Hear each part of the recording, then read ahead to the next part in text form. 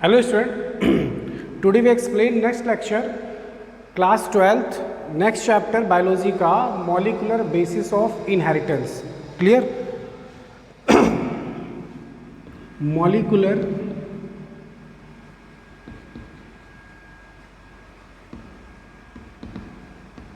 basis of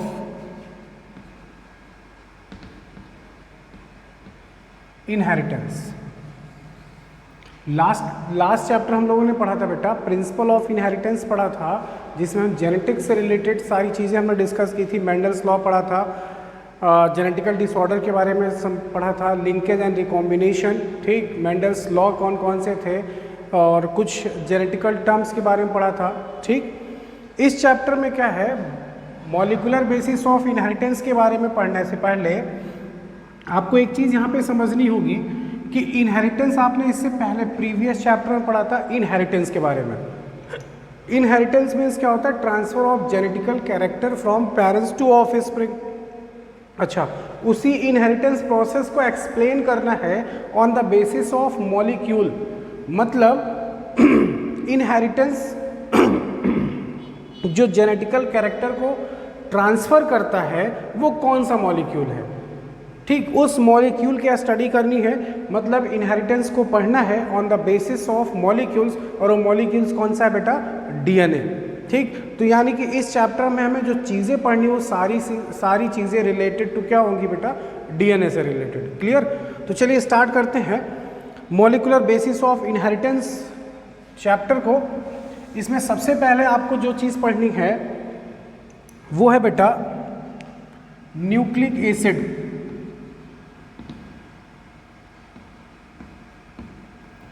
nucleic acid देखिए, cell की discovery किया था रॉबर्ट हुक ने। ठीक, सेल के अंदर न्यूक्लियस होता है, उसकी डिस्कवरी किया था रॉबर्ट ब्राउन ने। न्यूक्लियस के अंदर न्यूक्लियोलस होता है, जिसकी डिस्कवरी किया था फॉन्टाना ने। बट न्यूक्लियस के अंदर एक न्यूक्लिक एसिड नाम का कंपोनेंट होता है, बाद में उसको पहले नाम न्यूक्लिन दिया गया था, बाद में पता चला उसका बिहेवियर एसिडिक होता है, दैट्स वाई उसको न्यूक्लिक एसिड कहा गया। तो इसके बिहाफ पे न्यूक्लिक एसिड, जब ये पता चला न्यूक्लियस के अंदर एक केमिकल होता है, कंपोनेंट होता है, उसे न्यूक्लिक एसिड बोलते हैं। उस न्यूक्लिक एसिड के दो कंपोनेंट होते हैं, जिसको डिस्कवर किया था, discovered by Friedrich Miescher. Clear? इन्होंने इसको डिस्कवर किया था। और न्यूक्लिक एसिड के बेटा दो कंपोनेंट होते हैं, that is DNA and RNA. ठीक, इसका फुल फॉर्म होता है डीऑक्सीराइबो न्यूक्लिक एसिड और इसका होता है राइबो न्यूक्लिक एसिड। ये इसका फुल फॉर्म है डीएनए का, डीऑक्सीराइबो न्यूक्लिक एसिड, और इसका होता है राइबो न्यूक्लिक एसिड। यानी पहला क्वेश्चन ये हुआ, हु डिस्कवर्ड न्यूक्लिक एसिड, तो फ्रेडरिक मिक्सचर। क्लियर? अब who discovered DNA and RNA, तो ये भी क्रेडिट जाता है किसको, फ्रेडरिक मिक्सचर को। डीएनए, इन्होंने ये इतना पता लगा लिया था कि न्यूक्लिक एसिड का दो कंपोनेंट होता है, एक डीएनए होता है और दूसरा आरएनए होता है। ठीक, चलिए अब हमें क्या पढ़ना है कि जो इनहेरिटेंस को एक्सप्लेन करना on the basis of molecule, वो मॉलिक्यूल कौन सा है बेटा, डीएनए है। तो हमें जो टोटली पढ़नी है स्टार्टिंग और एंडिंग, वो डीएनए से ही रिलेटेड पढ़नी है टॉपिक। क्लियर? चलिए आगे देखते हैं।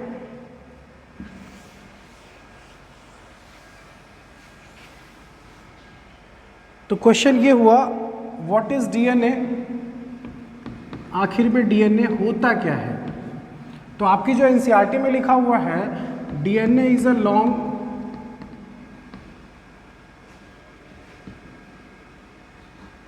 Long chain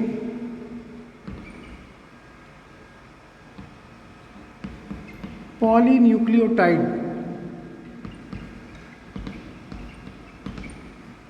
clear?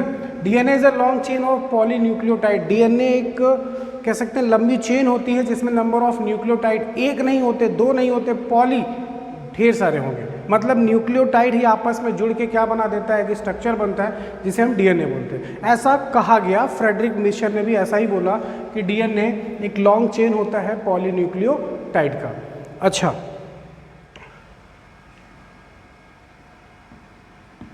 Length of DNA depend upon number of base pair और न्यूक्लियोटाइड। जो लेंथ होती है डीएनए की वो डिपेंड करती है बेटा कि उसमें नंबर ऑफ बेस पेयर कितने हैं उस ऑर्गेनिज्म में, या फिर उस ऑर्गेनिज्म में नंबर ऑफ न्यूक्लियोटाइड कितने हैं, इस पे उसकी लेंथ डिपेंड करती है। अगर हम बेस पेयर की बात करें तो बेस पेयर मैं दो का आपको बता रहा हूं, एक तो इन ह्यूमन सेल, ठीक, ह्यूमन सेल में आपको दो मिलेगी, इन हैप्लॉयड यानी एन में, इन डिप्लॉयड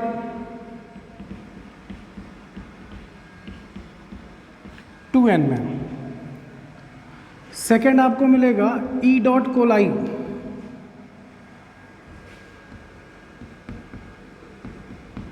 ई डॉट कोलाई में होता है 4.6 इंटू 10⁶ बेस पेयर, ये होते हैं इस चर्चिया कोलाई में। ये एक बैक्टीरिया इस चर्चिया कोलाई जिसमें नंबर ऑफ बेस पेयर होता है बेटा 4.6 इंटू 10⁶ बेस पेयर होता है। अगर हम बात करें इन हैप्लॉयड की, तो हैप्लॉयड में ह्यूमन सेल की बात कर रहा हूँ, हैप्लॉयड मतलब हाफ नंबर ऑफ क्रोमोसोम। अगर इसमें हम बात करें तो इसमें होगा 3.3 इंटू 10⁹ बेस पेयर, और अगर हम डिप्लॉयड में बात करें तो 6.6 इंटू 10⁹ बेस पेयर। इसको आप नोट डाउन कर सकते हैं। आप एनसीईआरटी से नोट्स अपना प्रिपेयर करिएगा। मैं आपको केवल चैप्टर एक्सप्लेन कर दे रहा हूँ अच्छे से, पूरी कोशिश से आपको समझ में आ जाएगा। तो ये ह्यूमन सेल में अगर हैप्लॉयड की बात करोगे तो इतने नंबर ऑफ बेस पेयर होते हैं, डिप्लॉयड की बात करोगे तो इतने नंबर ऑफ बेस पेयर होते हैं। क्लियर? इसी नंबर ऑफ बेस पेयर या नंबर ऑफ न्यूक्लियोटाइड के बिहाफ पे ये डिपेंड करता है कि डीएनए की लेंथ कितनी होगी। अभी हम ये भी निकालेंगे कि ह्यूमन डीएनए की लेंथ कितनी होती है। ठीक, चलिए स्टार्ट करते हैं आगे। इसको आप पॉज करके नोट कर लीजिएगा बेटा, अगर आपको नोट करना होगा।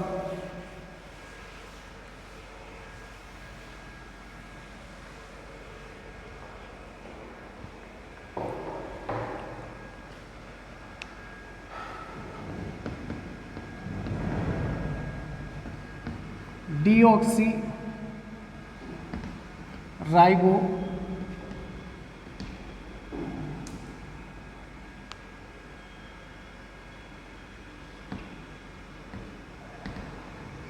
डीऑक्सीराइबोन्यूक्लियोटाइड या nucleic acid, deoxyribonucleic acid, deoxyribonucleic acid, ये डीएनए है। डीएनए के बारे में पढ़ने से पहले आपको डीएनए का केमिकल नेचर जानना होगा, केमिकल कंपोजिशन। अच्छा, एक चीज़ और आपको बता दूं, एनसीईआरटी में आपको कुछ और ऑर्गेनिज्म दिए गए हैं जिसमें आपको ये बताया गया कि इसमें नंबर ऑफ बेस पेयर कितने होते हैं। जैसे लैम्डा बैक्टीरियोफेज दिया होगा, साई एक बैक्टीरियोफेज वायरस होगा, उसमें भी दिया गया है 48,502 समथिंग होता है। ठीक, और एक में 4,000 समथिंग कुछ होते हैं, तो उसको भी आप वहाँ से नोट डाउन कर लीजिएगा कि नंबर ऑफ बेस पेयर कितने होते हैं डीएनए में। हम बात कर रहे हैं डीएनए के केमिकल नेचर की, तो डीएनए में होता क्या बेटा, जरा देखिएगा, फोकस करिएगा।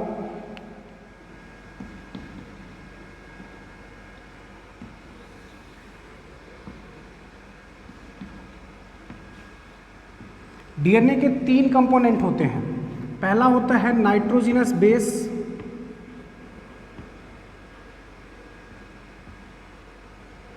Pentose sugar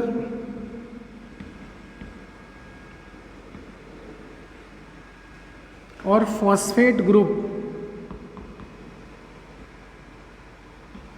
pentose sugar, phosphate group, ये 3 कंपोनेंट होते हैं डीएनए में पाए जाते हैं। ठीक, अच्छा, अगर हम बात करें नाइट्रोजिनस बेस की, तो नाइट्रोजिनस बेस में बेटा एक आपका होता है प्यूरिन बेस, ठीक, और एक आपका होता है प्रिमिडीन बेस।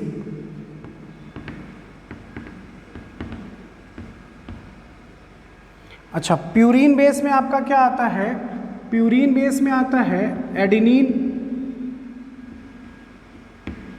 And guanine.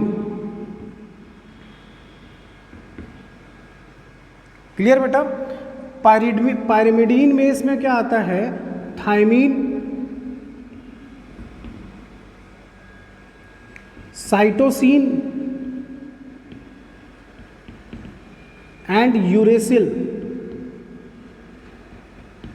ये 3 कंपोनेंट आते हैं पिरिमिडीन में।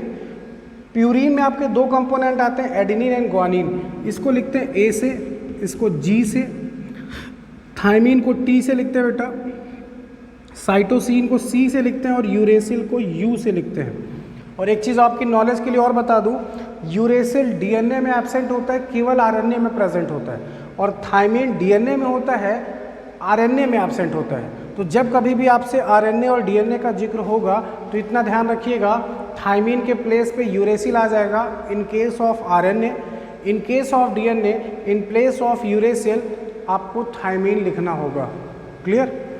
तो ये तो हो गया नाइट्रोजनस बेस। अगर हम बात करें आगे इसके पेंटोज शुगर की, तो पेंटोज शुगर में आपको पता है 2 शुगर आएगी,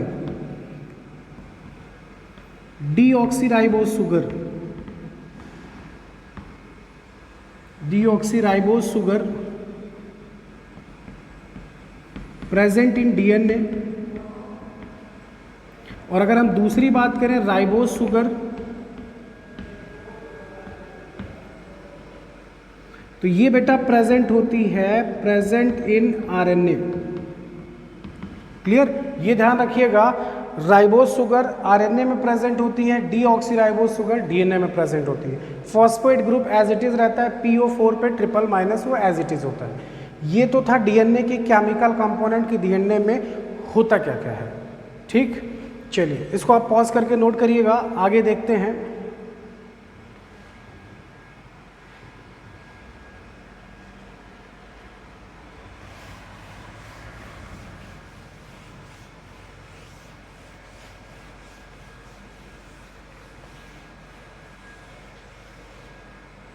देखिए बेटा, अगर हम एक टर्म्स आपको मिलेगा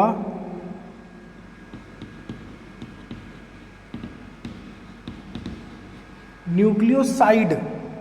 न्यूक्लियोसाइड इज इक्वल टू होता है nitrogenous base plus pentose sugar. Nitrogenous base plus pentose sugar. Clear? और एक होता है बेटा nucleotide. Nucleotide is equal to होता है N2 बेस यानी nitrogenous base plus pentose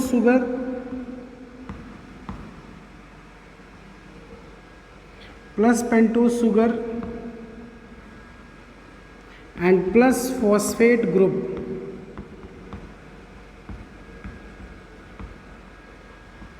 phosphate group.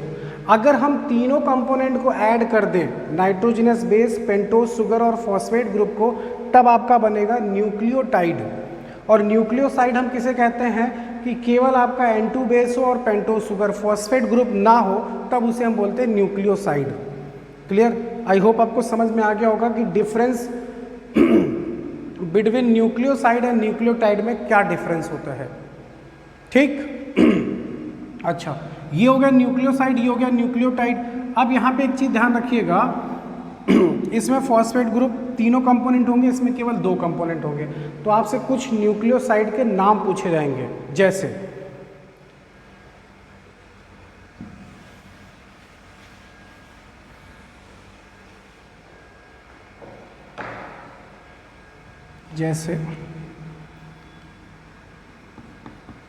N2 base, pentose sugar,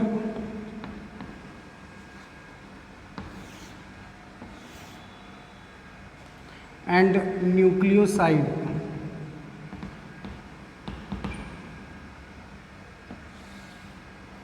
ठीक, ये एनसीईआरटी का पहला क्वेश्चन है बेटा। आपको पता है N2 बेस कितने होते हैं? एक होता है एडेनिन, एक होता है ग्वानिन, एक होता है थायमीन, एक होता है साइटोसिन। हम डीएनए की बात कर रहे हैं तो यूरेसिल यहाँ पे इंक्लूड नहीं करेंगे।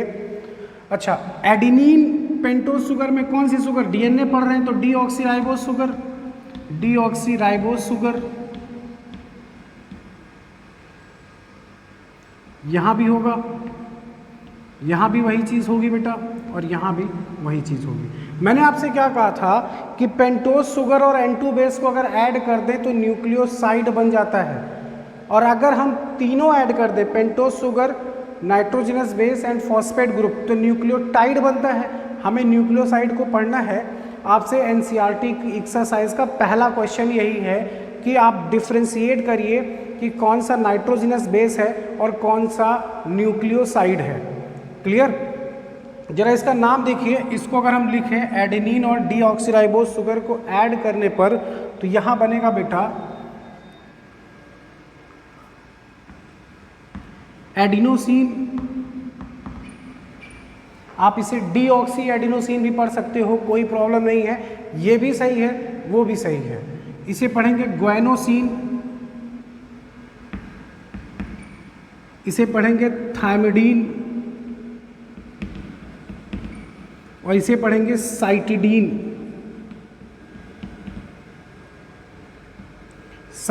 थायमिडीन, साइटिडीन, ये चार बनेंगे जब आप पेंटोज शुगर और N2 बेस को ऐड करेंगे तो ये न्यूक्लियोसाइड है। एनसीईआरटी एक्सरसाइज का पहला क्वेश्चन आपको एडेनिन और एडिनोसिन लिखा होगा तो समझ जाइएगा एडिनोसिन मतलब न्यूक्लियोसाइड है और एडेनिन मतलब नाइट्रोजनस बेस है। क्लियर? अगर थायमिडीन लिखा होगा और थायमीन लिखा होगा तो थायमीन आपका N2 बेस है, थायमिडीन आपका न्यूक्लियोसाइड है। आई होप आप लोग फर्स्ट क्वेश्चन अटेम्प्ट कर लेंगे, फर्स्ट क्वेश्चन सॉल्व कर लेंगे आप लोग। चलिए आगे देखते हैं।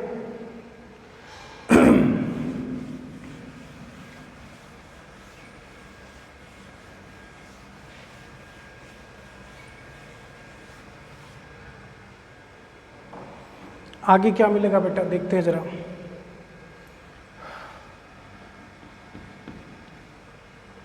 अच्छा, अभी तक ये प्रूफ नहीं हो रहा था कि व्हाट इज डीएनए, डीएनए है क्या। फ्रेडरिक मिशर ने इतना कह दिया DNA is a long chain of polynucleotide, एक लंबी चेन होती है, लेकिन ये तो स्ट्रक्चर को बता रहा है ना, डीएनए एक्चुअल में क्या है ये चीज़ नहीं कंफर्म हो पा रहा था, ये चीज़ कंफर्म नहीं हो पा रहा था। तो यहाँ पे दो साइंटिस्ट आए, साइंटिस्ट कौन से थे, Watson and Crick.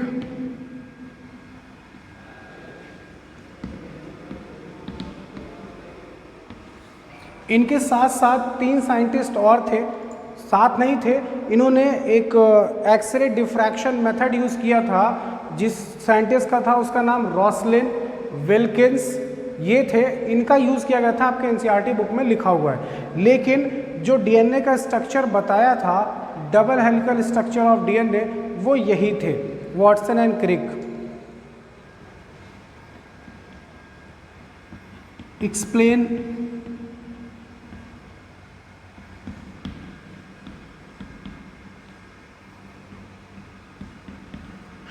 Helical, double helical structure of DNA.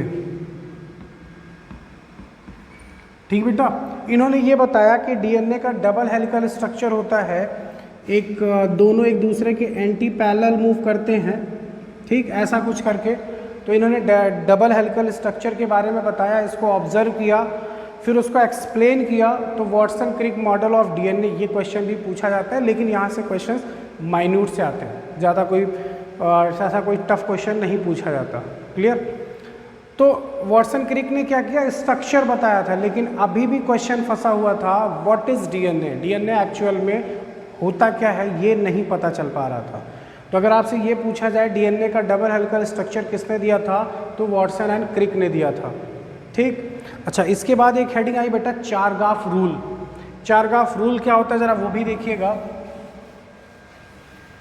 अच्छा, इस वॉटसन क्रिक मॉडल में ज़रा देख लीजिए कुछ point.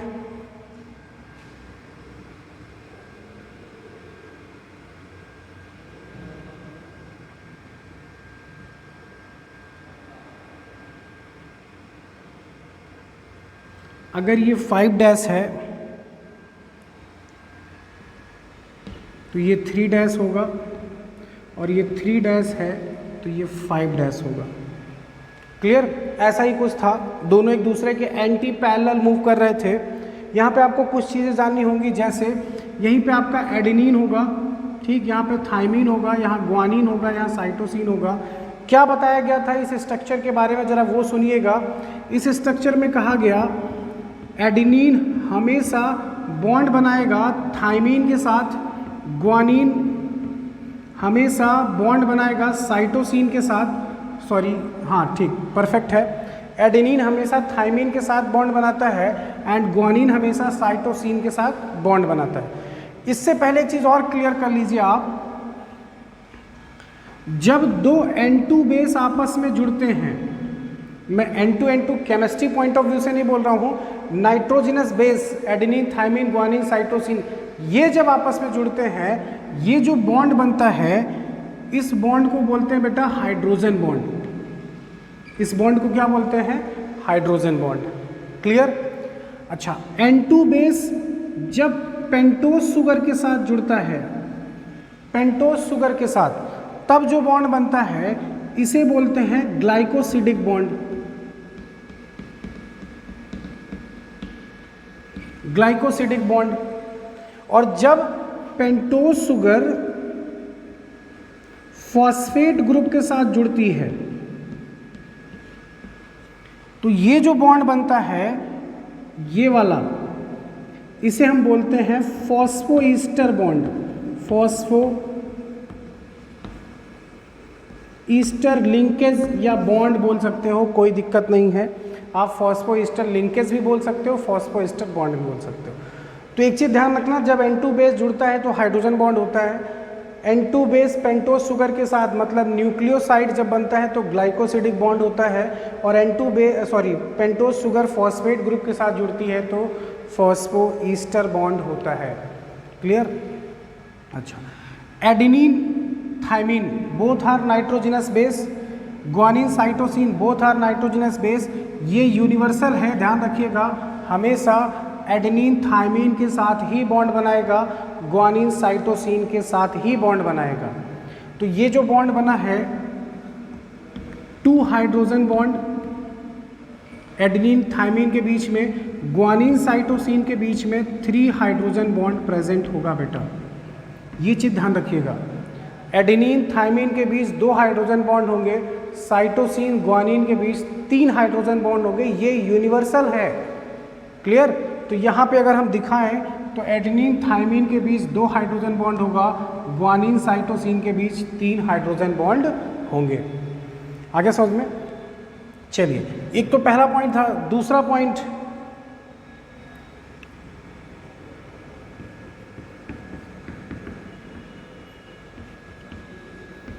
Diameter of DNA 20 angstrom. जो डीएनए का डायमीटर होता है बेटा वो 20 एंगस्ट्रॉम होता है। ध्यान रखिएगा, ये भी क्वेश्चन आपसे पूछा जाता है नीट में, डीएनए का डायमीटर कितना होता है। अगर हम नेक्स्ट पॉइंट की बात करें तो नेक्स्ट पॉइंट आपको क्या मिलेगा बेटा? Distance between 2 nucleotide. Distance between 2 nucleotide ये होता है बेटा 0.34 नैनोमीटर। ध्यान रखिएगा, 2 न्यूक्लियोटाइड के बीच की जो डिस्टेंस होती है वो 0.34 नैनोमीटर होती है, और ये यूनिवर्सल है। मतलब बैक्टीरिया हो या ह्यूमन हो, बैक्टीरिया से लेके ह्यूमन तक किसी भी डीएनए में, किसी भी ऑर्गेनिज्म के डीएनए में ये जो वैल्यू है ये यूनिवर्सल है, चेंज नहीं हो सकती। 2 न्यूक्लियोटाइड के बीच की डिस्टेंस 0.34 नैनोमीटर ही होगी। क्लियर? अगर इसको हम मीटर में चेंज करें तो ये हो जाएगा 0.34 इंटू 10⁻⁻9 मीटर। आगे समझ में? 0.34 इंटू 10⁻⁻9 मीटर। क्लियर? चलिए, अच्छा आगे देखते हैं। ये तो था कि जो वाटसन क्रिक ने मॉडल दिया था उसके कुछ फीचर्स थे। एक हेडिंग हमको पढ़नी है, चारगाफ रूल। ये भी देखते हैं बेटा ज़रा। इसको आप पॉज करके नोट कर लीजिएगा और एनसीईआरटी से ही अपना नोट्स प्रिपेयर करिएगा। आप रेफरेंस बुक यूज़ कर सकते हो, मैं आपको केवल चैप्टर एक्सप्लेन कर रहा हूँ, आपको समझ में आ जाएगी सारी चीज़ें।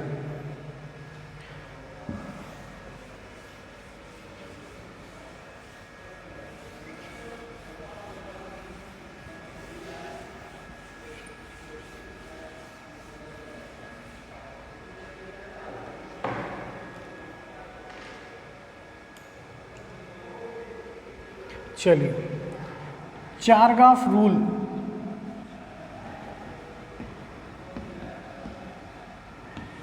चारगाफ रूल में क्या बताया गया? चारगाफ रूल में ये बताया गया बेटा, वहां लिखा हुआ है, बुक से आप डेफिनेशन लिख सकते हो।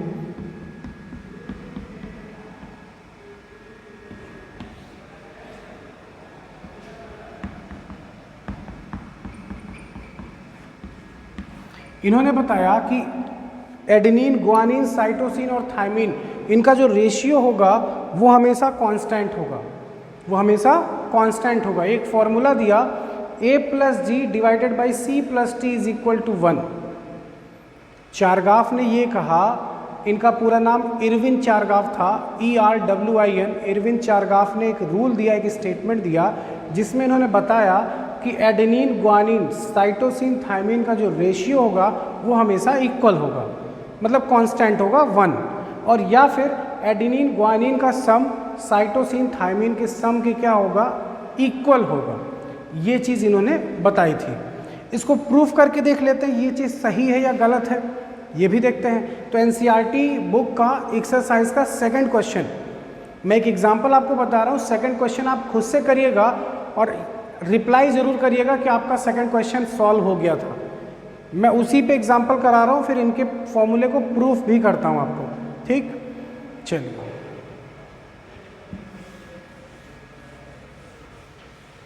एग्जाम्पल क्या है बेटा? कह रहा है, मान लीजिए एडेनिन इज इक्वल टू 13%, तो बताइए साइटोसिन कितना होगा? अगर किसी भी कंपोनेंट, डीएनए के कंपोनेंट में एडेनिन आपका 13% है, तो साइटोसिन की वैल्यू बताइए। इसको मैं सॉल्व कर रहा हूँ, चारगाफ रूल प्रूफ कर रहा हूँ। आप एनसीईआरटी का सेकंड क्वेश्चन सॉल्व करिएगा और रिप्लाई जरूर करिएगा कि आपसे सॉल्व हुआ या नहीं हुआ, कोई प्रॉब्लम है उसमें। चलिए देखिए, आपको पता है एडेनिन हमेशा किसके साथ बॉन्ड बनाता है? थायमिन के साथ। गुआनिन किसके साथ बनाता है? साइटोसिन के साथ। तो आपको पता है जितना अमाउंट एडेनिन का होगा उतना थायमिन का ही होगा, और गुआनिन का जितना होगा उतना साइटोसिन का होगा। और अगर ये परसेंटेज में है तो इनका टोटल जो परसेंटेज होगा वो 100 होगा, ये भी हमें पता है।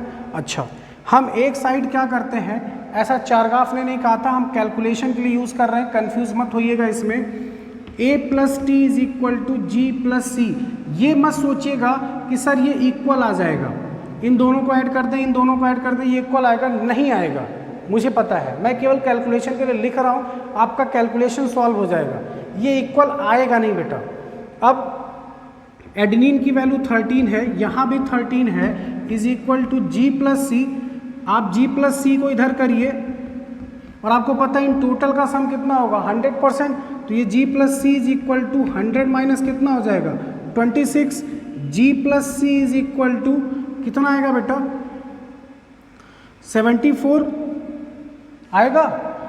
ये दोनों की वैल्यू है। अगर मैं साइटोसिन की वैल्यू निकालूं तो 74 डिवाइडेड बाई कितना हो जाएगा?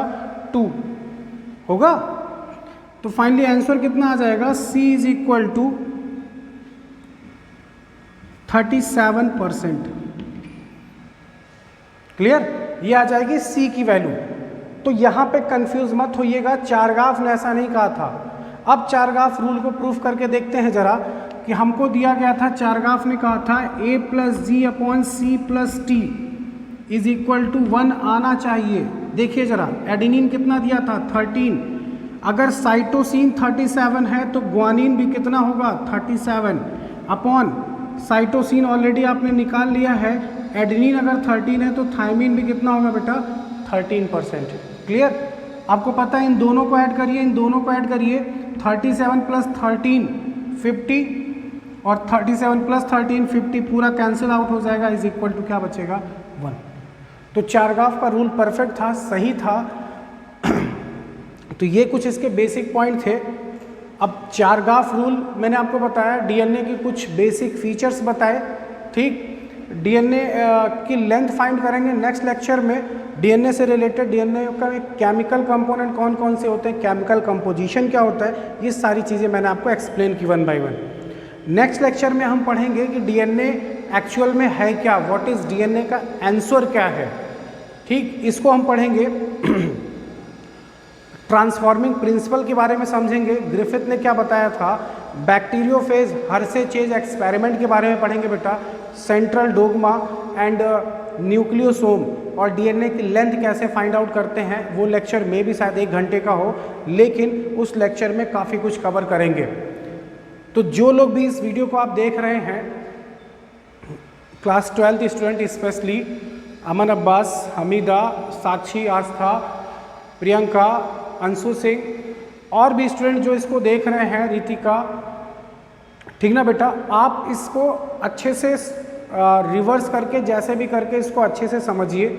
अगर कहीं कोई प्रॉब्लम होती है तो फिर से आप मुझे कमेंट बॉक्स पे मैसेज कर सकते हो कि सर यहाँ पे एक प्रॉब्लम है, जो भी आपको डाउट होता है। अदरवाइज़ अपना एनसीईआरटी में इतना यहाँ तक का जो कवर किया गया टॉपिक है, इस पे आप नोट्स प्रिपेयर कर लीजिएगा। अगर कोई प्रॉब्लम होती, कोई क्वेश्चन होता है तो आपको कंसल्ट कर सकते हैं।